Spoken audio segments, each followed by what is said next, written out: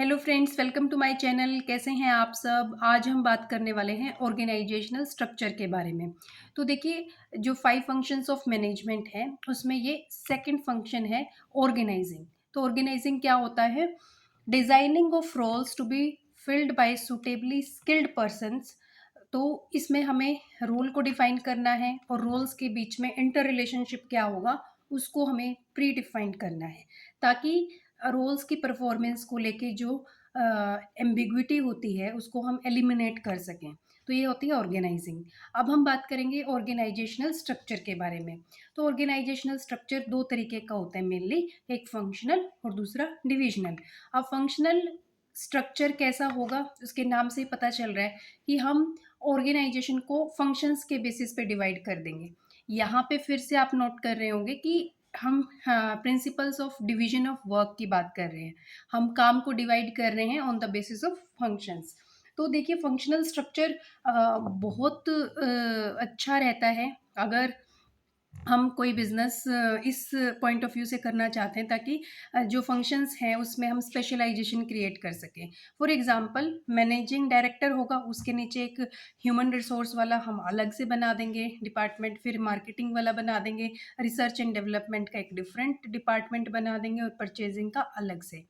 तो देखिए, जो ह्यूमन रिसोर्स है वो ह्यूमन रिसोर्स से रिलेटेड सारे काम करेगा, उसमें स्पेशलाइजेशन क्रिएट हो जाएगा। अगेन कॉस्ट कम की जा सकती है, एफिशिएंसी बढ़ाई जा सकती है। तो हम इन फंक्शंस के बेसिस पे अपनी ऑर्गेनाइजेशन को जब डिवाइड कर लेते हैं तो उसको बोलते हैं फंक्शनल ऑर्गेनाइजेशनल स्ट्रक्चर।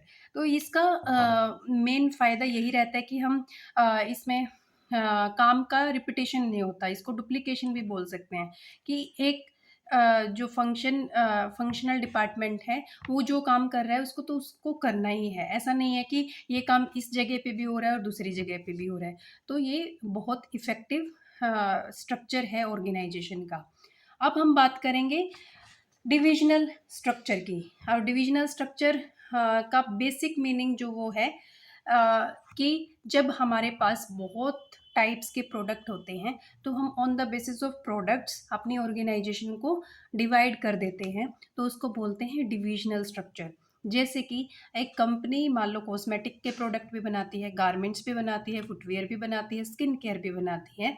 तो उसको जब हम इन प्रोडक्ट्स के बेसिस पे डिवाइड कर रहे हैं तो उसको हम बोलते हैं डिविजनल ऑर्गेनाइजेशनल स्ट्रक्चर।